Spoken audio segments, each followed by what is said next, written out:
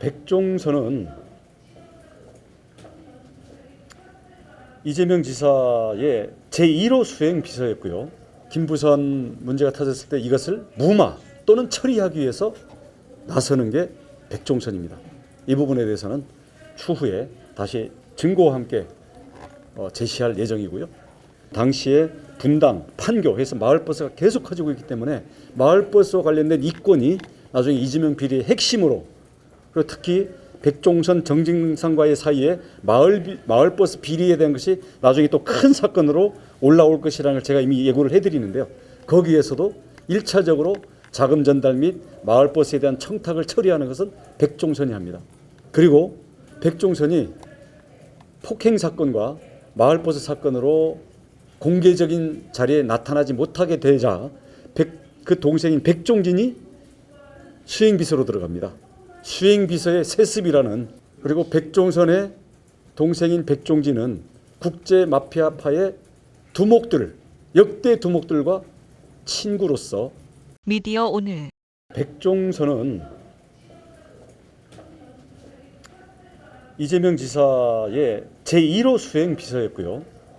그러니까 2010년 당선된 그때부터 4년 내내 수행비서를 하면서 예를 들어서 친형인 이재선을 강제 입원시키는 그 4인 회의, 여기에 주동 멤버입니다. 정진상, 백종선, 윤기천, 이재명 네 사람이 친형 그 강제 입원시키는, 이거는 재판에 이미 다 나와 있는 내용들입니다. 그리고 아시다시피 백종선은 우리 김부선 씨와도 관련이 있습니다.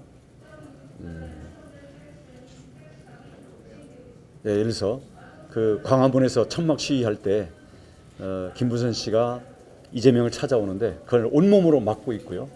그다음 김부선 문제가 터졌을 때 이것을 무마 또는 처리하기 위해서 나서는 게 백종선입니다. 이 부분에 대해서는 추후에 다시 증거와 함께 제시할 예정이고요. 일단 백종선은 마을버스 증차 뇌물을 정확하게는 2억 원 받고 향응과 골프 등 이걸 받아가지고 했는데 1억 원에 대해서는 차용증을 썼다는 이유로 무죄를 받았고요. 나머지 1억 2천에 대해서 2,600만 원. 1억 2,600만 원. 아니요. 1억은 무죄, 2,600만 원 인정. 2,600만 원 인정해요. 좋습니다. 그건 뭐 나중에 우리 판결문 정확한 숫자 문제고요.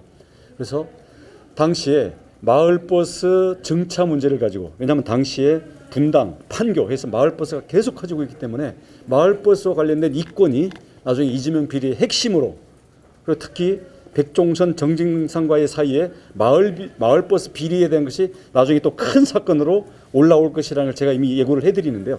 거기에서도 1차적으로 자금 전달 및 마을버스에 대한 청탁을 처리하는 것은 백종선이 합니다. 그리고 백종선이 폭행 사건과 마을버스 사건으로 공개적인 자리에 나타나지 못하게 되자 그 동생인 백종진이 수행비서로 들어갑니다. 수행비서의 세습이라는 그런 일이 벌어지고요. 그 동생 백종진의 부인은 공보관실에 직원으로 들어갑니다. 백종선의 여동생은 성남 여성단체 협의회에 이제 임원으로 되면서 성남시청에 자금 지원을 받는 이런 관계로 되게 되는데, 그렇게 되고요. 그다음 이재선 형님이 돌아가셨습니다. 그리고 그 백종선은 이재선 형에 대한 쌍욕과 트윗으로 협박하는 것, 그리고 이재선 형님의 딸인 이주영 씨에 대해서 죽이겠다는 협박을 하는 바로 그 당사자입니다. 그래서 그 백종선은 그런 관계로 있었음에도 불구하고 이재선 형님이 돌아가셔가지고 그 유족들이 이재명 시장의 조문을 거부하고 극단적인 증오 반응을 보였기 때문에 백종선이 가서 대리해서 조문을 합니다. 그리고 백종선의 동생인 백종진은 국제 마피아파의 두목들, 역대 두목들과 친구로서 이재명 시장 주변을 둘러싼 국제 마피아파 인맥들이 성남시청과 경기도청과 지금 이재명 캠프와 여기에 몰려들게 되는 그 진입 통로 역할을 하는 그런 사람입니다.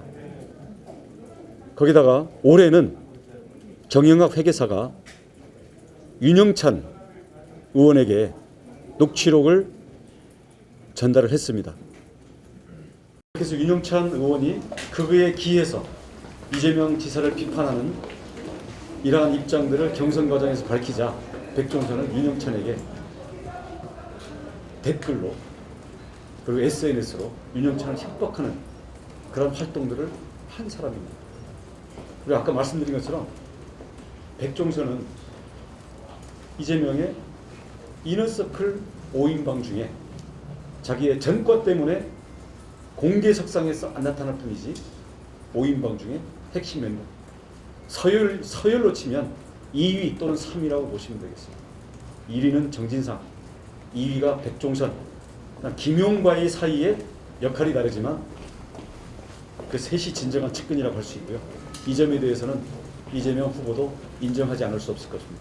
그 다음 아까 말씀드렸던 김현지, 김남진, 여기 좀 다른 차원의 측근들이라고 할 수 있고, 백종선에 의해서 정진상과 유동규가 서로 연락하고 공조를 취하는 가운데 자살약 먹기, 핸드폰 던지기, 그리고 핸드폰을 집어가는 증거 인멸, 그리고 부장급 검사를 선임하고 여러 팀의 변호인단을 유동규에게 붙이는 것, 이런 일들이 진행이 됩니다.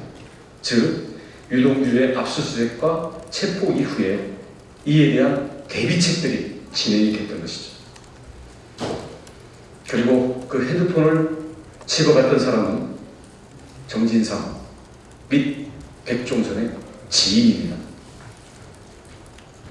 검찰은 이 핸드폰을 찾지를 못했고요. 일주일 뒤에 경기 남부경찰서 경찰청에서 소위 김씨라는 이름으로 한 시민이 그냥 주소다가 갖다 바친 걸 하고 있지만 저희들이 파악하고 있는 것과는 다릅니다. 그 집어간 사람이 과연 나중에 핸드폰 제출하는 사람과 동일인인지, 그리고 왜 일주일 동안 이 핸드폰은 어디를 돌아다녔던 것인지, 그 일주일 동안 핸드폰 상에 있는 뭔가의 기록을 지우기 위한 조치들은 있었던 것인지에 대해서 당연히 포렌식이 이루어져야 되고 수사가 이루어져야 되는 것입니다. 이를 위해서는 유동규의 통화 상대방인 정민용, 특히 정진상의 통화 기록 및 행적에 대해서 수사가 이루어져야 됩니다. 정진상이 통화한 곳이 경기도청인지 다른 곳인지, 정진상이 유동규와 통화할 때 옆에 이재명 지사가 있었는지 아니면 다른 형태로 유선상에 보고 대기 상태였는지, 그리고 당시에 백종선은 어느 장소에서 어떤 위치로 한 연락을 취했고 그 연락을 받고 누구를 불러서 어떤 조치를 취했는지, 여기에 대해서 수사를 해야 합니다. 하지만 현재 정진상의 폰에 대해서도 조사를 안 했고 백종선에 대해서도 일체 조사를 한 바가 없습니다. 그런 채로 벌써 9월 29일 일이었기 때문에 이제 몇 달이 지났습니까? 벌써 2달 반이 지났습니다. 이러고도 수사를 한다고 할 수 있습니까? 백종선이 어떤 사람인지에 대해서는 나중에 다시 자세히 설명을 드리겠습니다만, 백종선은 이재명의 제1호 수행비서인 사람입니다. 버스업자에게 1억 2천만 원의 뇌물을 받은 실형 유죄 판결로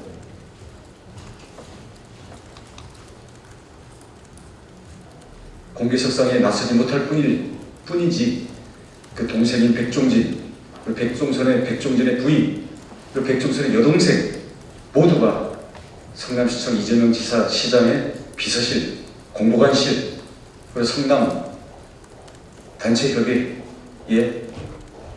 임원으로 다 근무를 하고 있는 이재명의 최측근입니다. 소위 이재명의 측근 5인방 정진상, 백종선, 김용, 김현지, 김남진 이 5명의 늘 서로 간에 긴밀하게 연락하고 이 밑에 김지호, 이상훈 등의 하부 실무자들이 그들로부터 내려오는 지시를 수행하던 이 관계에 대해서 이재명 진영의 내부를 잘 아는 사람은 누구나 아는 내용에 대해서 경찰과 검찰이 서로 협조도 안 하고 서로 포렌식 내용에 대해서도 늦게야 마지못해 공유하고 이런 식으로 해서 수사를 쪼개고 서로 핑퐁으로 넘기면서 가장 기본적인 진상규명의 핵심 요소들, 핵심 인물에 대해서 전혀 수사를 안 한다는 것은 과연 지금 검찰이 하고 있는 수사가 얼마나 엉터리인가를 알려주는 것입니다.